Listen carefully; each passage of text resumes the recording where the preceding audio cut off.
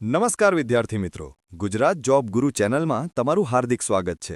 સ્પર્ધાત્મક પરીક્ષાની તૈયારી માટે આ ગુજરાતની બેસ્ટ ચેનલ છે. આજે આપણે ભૂગોળનો એક એવો ટોપિક લેવાના છીએ જે પરીક્ષામાં અચૂક પૂછાય છે, અને એ છે ભારતના સરોવરો.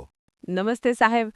હા, સરોવરોના નામ અને તે કયા રાજ્યમાં છે તે યાદ રાખવું બહુ અઘરું પડે છે. બધું મિક્સ થઈ જાય છે અને ઓપ્શન જોઈને કન્ફ્યુઝન થાય છે. સાચી વાત છે, પણ આજે આપણે ગોખણપટ્ટી બિલકુલ નથી કરવાની. આજે આપણે ભારતના સરોવરો યાદ રાખવાની માસ્ટર શોર્ટકટ ટ્રિક્સ શીખીશું. કોઈ પણ ટોપિક છૂટશે નહીં અને વાંચતા જ મગજમાં છપાઈ જશે. ચાલો એક જાદુઈ સફર શરૂ કરીએ. સૌથી પહેલાં તો સરોવરોના મુખ્ય 4 પ્રકાર સમજી લઈએ. 4 પ્રકાર? સાહેબ, આ લઘુ નદે ઓક્સબો સરોવર શું હોય છે? એમાં બહુ તકલીફ પડે છે. બહુ સરળ છે. પહેલું છે લગૂન સરોવર, જે દરિયા કિનારે હોય અને દરિયાના ખારા પાણીથી બન્યા હોય તેને લગૂન કહેવાય. દાખલા તરીકે ચિલ્કા સરોવર. બીજું છે ક્રેટર સરોવર. આકાશમાંથી ઉલ્કા પડવાથી જમીનમાં મોટો ખાડો પડે અને તેમાં પાણી ભરાય તેને ક્રેટર કહેવાય, જેમ કે લોનાર અને પુષ્કર સરોવર. ઓહો, એટલે આકાશમાંથી ઉલ્કા પડવાથી સરોવર બની જાય. અને પેલું ઓક્સબો સરોવર એટલે શું? જ્યારે કોઈ નદી વહેતી હોય અને અચાનક પોતાનો રસ્તો બદલે ત્યારે તેના જૂના રસ્તા પર અર્ધચંદ્રાકાર ખાડામાં પાણી ભરાઈ રહે છે.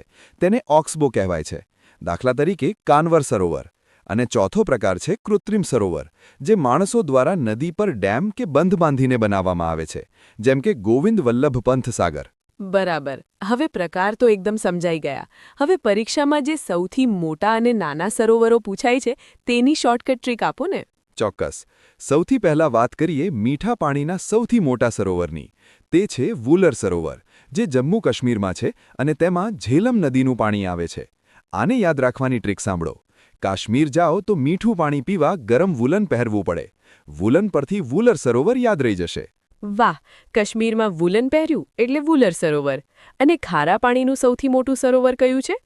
સૌથી મોટું ખારા પાણીનું અથવા મોટું લગૂન સરોવર પૂછાય તો જવાબ આવશે ચિલ્કા સરોવર, જે ઓડિશામાં છે. આની ટ્રીક છે, ઓડિશાનું ચીલી એટલે કે મરચું સૌથી મોટું અને ખારું હોય છે. ચીલી પરથી ચિલ્કા તરત યાદ આવી જશે. ચીલી પરથી ચિલ્કા, એકદમ પરફેક્ટ. સાહેબ, સૌથી ઊંચાઈ પર આવેલું સરોવર કયું છે?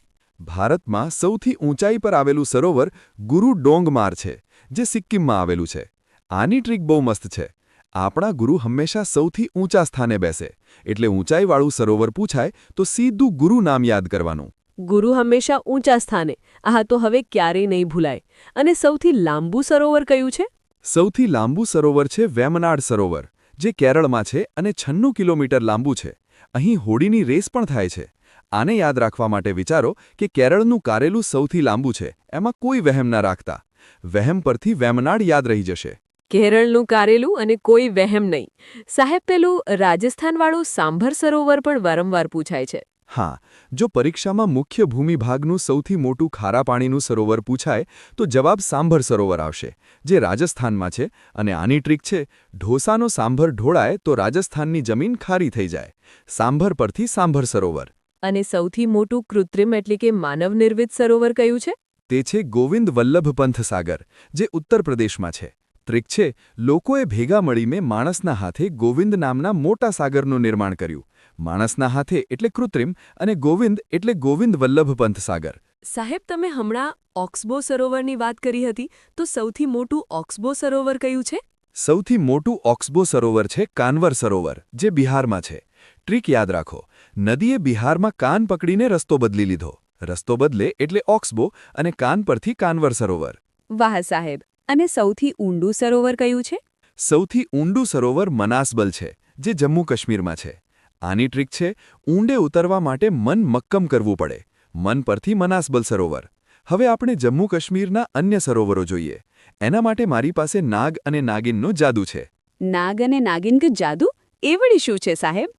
નાગ કે નાગિનની ટ્રીક એવી છે કે જે સરોવરના નામની પાછળ નાગ કે નાગિન આવે તે બધા જમ્મુ કાશ્મીરમાં જ હોય છે, જેમ કે શેષનાગ, અનંતનાગ, બેરીનાગ અને નાગિન સરોવર.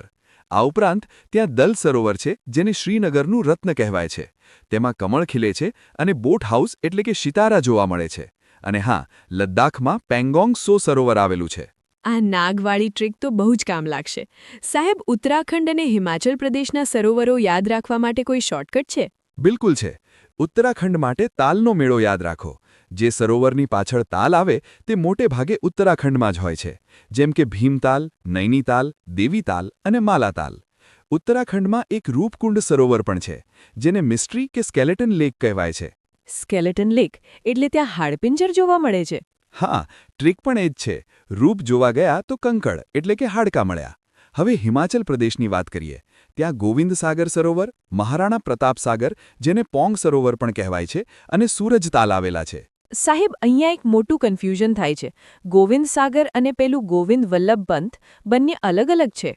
ખૂબ સરસ પ્રશ્ન. આ પરીક્ષાનો સૌથી મોટો કન્ફ્યુઝન પોઈન્ટ છે. જો માત્ર ગોવિંદ સાગર પૂછાય તો હિમાચલ પ્રદેશ જવાબ આવશે, પરંતુ જો ગોવિંદ વલ્લભ પંથ પૂછાય તો ઉત્તર પ્રદેશ એટલે કે યુપી જવાબ આવશે. આ ખાસ યાદ રાખજો. હા સાહેબ, હવે યાદ રહેશે. સાહેબ, પેલા ઉત્તર પૂર્વના રાજ્યો જેને આપણે 7 સિસ્ટર્સ કહીએ છીએ, એમાં પણ કોઈ અગત્યના સરોવર છે? હા, મણિપુરમાં લોકટક સરોવર છે, જે ઉત્તર પૂર્વ ભારતનું સૌથી મોટું મીઠા પાણીનું સરોવર છે.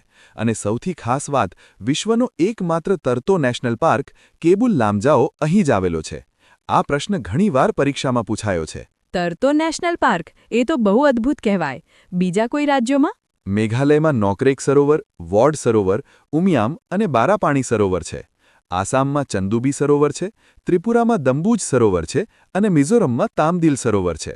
હવે આપણે દક્ષિણ તરફ જઈએ, આંધ્રપ્રદેશ અને તેલંગાણા. ત્યાં કોઈ ખાસ આકારનું સરોવર છે ને સાહેબ?